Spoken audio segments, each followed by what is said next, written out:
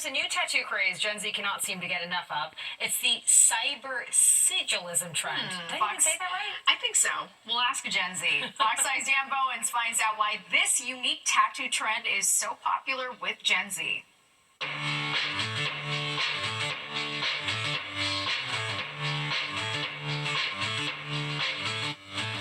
It is the tattoo, a visual language all its own.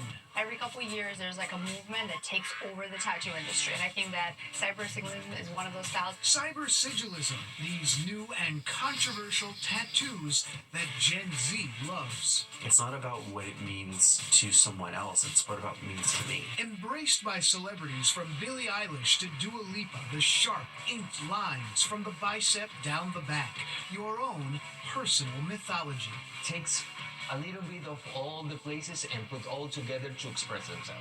The style building on traditional tribal tattoos with modern geometry and hidden symbolism.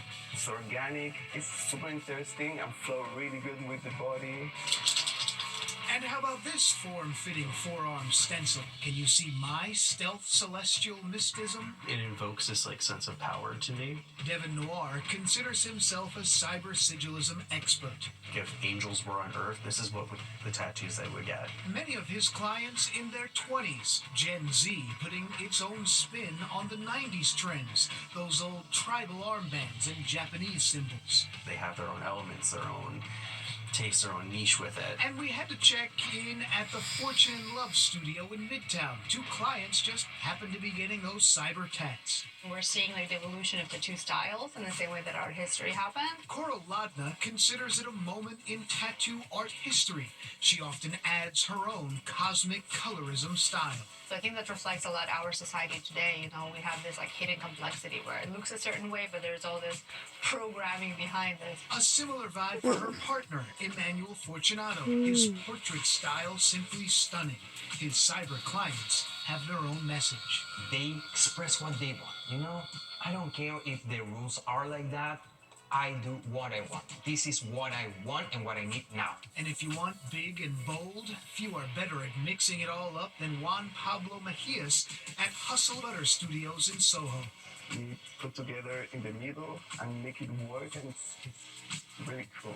Are you ready? So should this millennial steal a trend from Gen Z? I kind of like it. I like it too. Dan Bowens, Fox 5 News. It's like I want to understand it, but then I don't care enough to understand it. Yeah, so we I saw give these up. tattoos in the early 2000s. This isn't new. Right? It's just a new name It's a to new name. it, right? I don't know. All right, As it to goes. each their own. It is a slushy mess outside after Saturday night's snowfall. And another winter blast on its way. Audrey has a timing of the next storm. Whether you're just Well, good evening, everyone. It was a chilly day across the tri-state area. Temperatures were below normal for this time of year. Our high only made it to 35 degrees. We should be at about 41. Check out the record low, though, minus 15. This is actually the lowest temperature ever recorded in Central Park, and that was set back in the 1930s, or actually 1934 to be exact. Right now, we're sitting at 34 in the park, 30 degrees in White Plains, same number in Bridgeport. It's 28 in Islip, 21 out in East Hampton, and off to the north, we're in the freezing mark at Poughkeepsie. It's 24 in Monticello. These temperatures not too far off from where they were at this time yesterday, and our winds, they're relatively light. However, every slight wind does add to the chill factor at this time of year, so it's feeling more like the 20s across most of the region with a wind chill of 18 degrees up towards Monticello. Not much is happening on the radar here. We're going to stay dry for the rest of the evening. We'll have partly cloudy skies, and that will give us a partly cloudy start to our Monday as well. We're going to break into full sunshine, though, by the afternoon, and we do have a couple of lake effect snow showers working downwind of the Great Lakes. Those could clip portions of maybe northern Dutchess County with a few flakes, but that's about it. Elsewhere across the northeast here, we have another system passing to our south. That's where it will stay. High pressure is going to be our dominant weather feature as we go into tomorrow. It's going to work its way into the region. We're watching for an area of low pressure that's going to develop out of the southwest. This is going to make its way across the nation, and that's going to be our next snowmaker, and the timing looks to be about Tuesday night. So here it plays out in our future cast. We'll start out with sunshine tomorrow. It will be with us all day long. along on your Monday, but it will be quite cold as temperatures remain below normal for this time of year.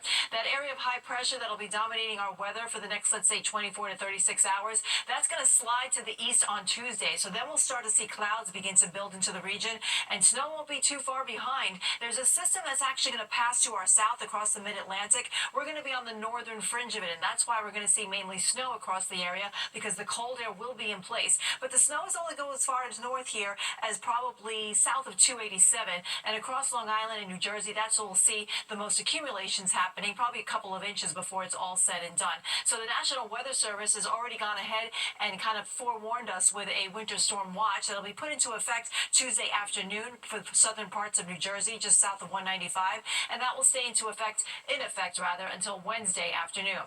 Tonight, though, will be nice and dry. We're going for a low of about 21 degrees in the city. Tomorrow will be at only 34, and if we go into the next several days, we have a system coming in Tuesday night. We get a break during the day on Wednesday. More snow comes in on Wednesday night with a messy mix for the Thursday morning commute. We get a break for Valentine's Day, but then another storm system comes in over the weekend. Stay tuned. More of the news will be back right after this break. To the Middle East now, the UN's humanitarian chief says famine has been largely averted in Gaza as more aid gets into that territory. The UN says hundreds of trucks with food are entering Gaza every day, and supplies to more than 1 million people as well. But UN officials add if the current ceasefire fails, the threat of hunger could return quickly. Comments come as the Israeli military completes its withdrawal from a key corridor in Gaza, and more than 500,000 displaced Palestinians have returned to northern Gaza. Local lawmakers outraged over the Trump administration's efforts to fulfill his campaign promise and dismantle the Department of Education. Governor Hochul, Senator Gillibrand, along with several local teachers, speaking outside PS 183 to warn of the potential consequences for students, parents, and educators if the department is eliminated. They claim it could result in loss of funding for more than 2 million New York students and significant tax hikes for New Yorkers. Meanwhile, President Trump wants to get rid of congestion pricing right here in the city. He tells New York Post he plans to kill it through the Federal Department of Transportation. The agency has the ability to withhold millions of dollars in funding and to reopen the environmental review process that authorized the toll. Now, Trump says congestion pricing is destructive to New York, but tells the Post that he does believe he and Governor Hochul can still make a deal to end it. Well, the 10 o'clock news continues next with a look at the cutest game day party. That's right. We take you to a dog adoption event that celebrated the Puppy Bowl. It's time to... Well, forget the Super Bowl fans flocked to Brooklyn for a local Puppy Bowl adoption party. I love this. So cute. Fox Eye's Meredith Gorman introduces us to their furry faces. It's Super Bowl Sunday, which also means it's the Puppy Bowl, and we got our own live version of it in Brooklyn before the big game. You could even walk away with one of the puppies after as your own, with puppies up for adoption on site. We work with our partner shelters, who often have like an influx of dogs and puppies that they don't have space for, and we'll transport them to us to find them homes. So these puppies came from Georgia. A few people left with new family members, including this family from Long Island who came up with their sights set on getting a puppy. And they didn't leave empty-handed, scooping up this girl named Athena. Do you know what you're going to name her? I keep her Athena. We're not sure yet. We're still debating, but it'll be a family vote. Now, as for the Puppy Bowl competition, the puppies warmed things up, but one dog blew the rest of the competition out of the water.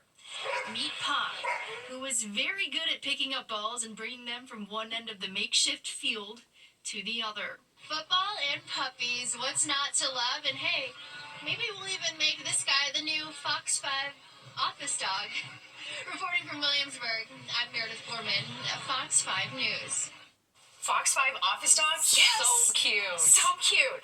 All right, thanks, Meredith. A special edition of Good Night New York is coming your way tonight. Join Ryan Christopher and Crystal Young as they interview newly elected Baseball Hall of Famer and Yankee legend CeCe Sabathia, plus the wife of NFL analyst Nate Burleson, media mogul Atoya Burleson. Make it a Good Night New York after Sports Extra right here on Fox 5.